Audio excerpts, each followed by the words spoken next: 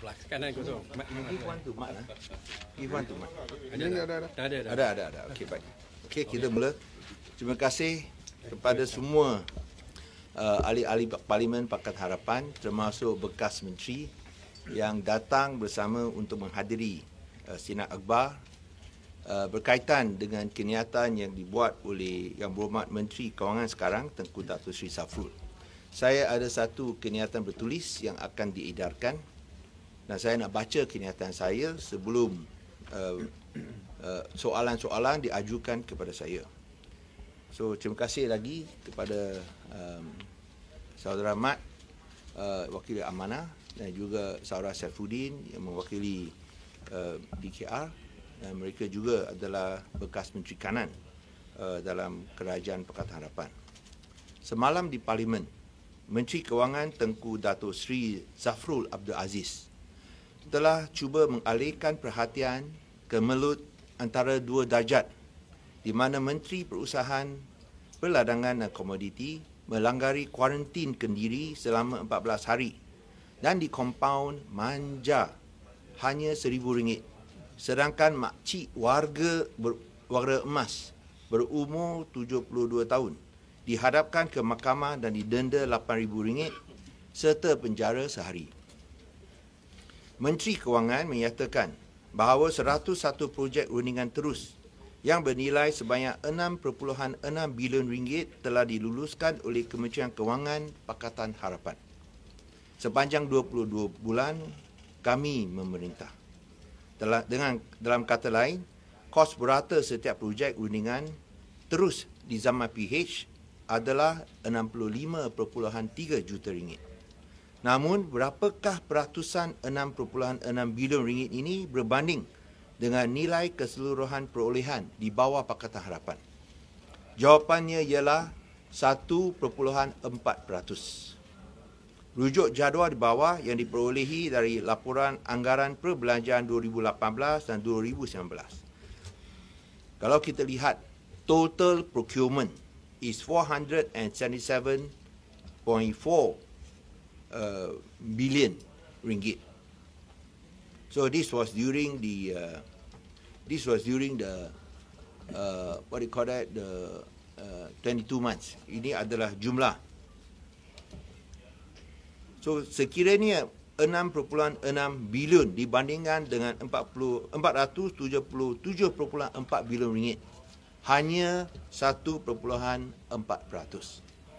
Kalau kita tidak mengambil kira bekalan dan perkhidmatan, hanya perbelanjaan pembangunan sahaja, ia hanya 6%. Tapi kita selalu angkat jumlah keseluruhan perolehan, iaitu 1.4%. Bolehkah Tengku Safrul menyatakan nilai projek-projek rundingan terus oleh BN dan projek-projek rundingan terus yang diluluskan oleh beliau sendiri sebagai Menteri Kewangan Perikatan Nasional? Adakah nilai projek-projek rundingan terus tersebut, iaitu BN, dan yang diluluskan oleh Tengku Safrul lebih daripada 1.4% jumlah keseluruhan perolehan kerajaan? Senarai seterusnya merupakan million jadi bilion. Senarai berikut merupakan beberapa projek rundingan terus oleh Kerajaan Barisan Nasional yang bernilai berbilion-bilion ringgit ataupun malah puluhan bilion ringgit. Ini saya bagi 12 projek, di mana hanya 12 projek jumlah yang diberikan secara rundingan terus adalah sebanyak 139.4 bilion ringgit. Kes sensasi Jepak Holding sahaja yang melibatkan skandal rasuah orang kuat BN di mahkamah pun sudah bernilai 1.2 bilion ringgit. Bandingkanlah 12 projek Barisan Nasional yang saya bagi di atas dengan 101 projek rundingan terus Pakatan Harapan sebanyak 6.6 bilion ringgit. Kos berata setiap projek ialah 65.3 juta ringgit. Nilai projek rundingan terus Perikatan Nasional yang diluluskan oleh Zafrul, kita masih belum tahu lagi. Tapi BN 12 projek sudah 139.4 bilion ringgit. Di bawah Pakatan Harapan 22 bulan 6.6 bilion, kos purata setiap projek 65.3 juta ringgit. Jauh bezanya di antara BN dan PH. Perikatan Nasional kita belum tahu lagi. Ini yang kita nak tunggulah. Teguh Zafrul untuk dedakan. Menteri Kewangan juga gagal mendedahkan senarai penuh 101 projek rundingan terus Pakatan Harapan dan syarikat yang terlibat. Mengapa takut untuk berbuat demikian? Menteri Kewangan tidak harus menyembunyi dan main sorok-sorok maklumat. Saya cabar beliau dedahkan kesemuanya supaya rakyat boleh menilai dan membandingkan syarikat mana yang berjaya mendapat tender, kroni siapa yang dapat, serta menteri mana yang memohon kelulusan rundingan terus. Atau Zafrul takut akan terbongkar nanti bahawa Perdana Menteri sendiri yang juga bekas Menteri Dalam Negeri di bawah Kerajaan Pakatan Harapan dan juga menteri-menteri pengkhianat yang lain pun ada memohon projek rundingan terus daripada saya sebagai Menteri Kewangan. Adakah Perdana Menteri Perikatan Nasional juga bersalah jika beliau memohon projek rundingan terus pada masa itu sampai hati mereka mengutuk diri sendiri? Perlu ditegaskan bahawa Kementerian Kewangan Pakatan Harapan mengamalkan sistem tender terbuka selaras dengan Manifesto Pilihan Raya Umum 2018 Pakatan Harapan yang menyatakan dalam janji 23.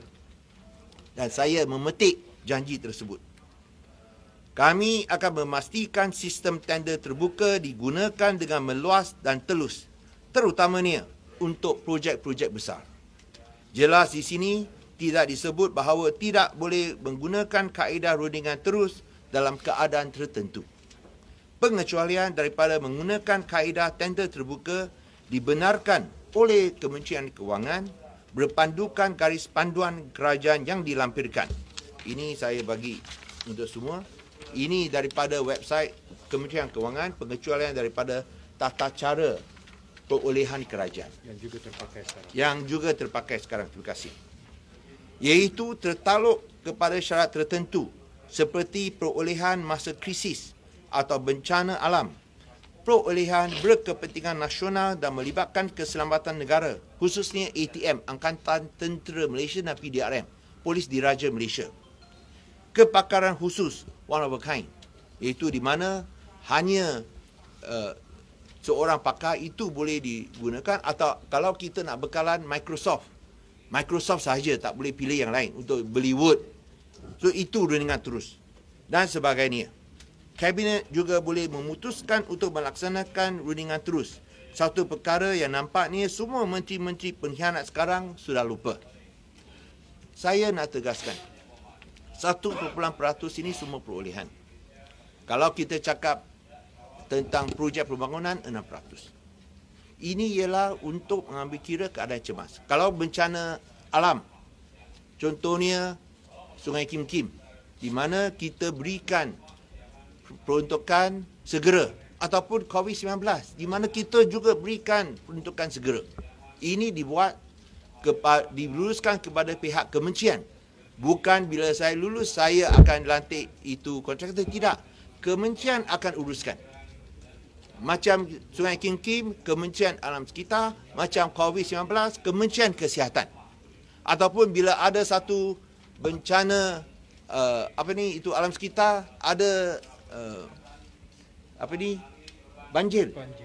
Macam dekat Kedah ada banjir, jambatan roboh, kita kena buat cepat untuk menyambung jambatan itu. Itu adalah diluluskan dan diserahkan kepada Kementerian Kerja Raya.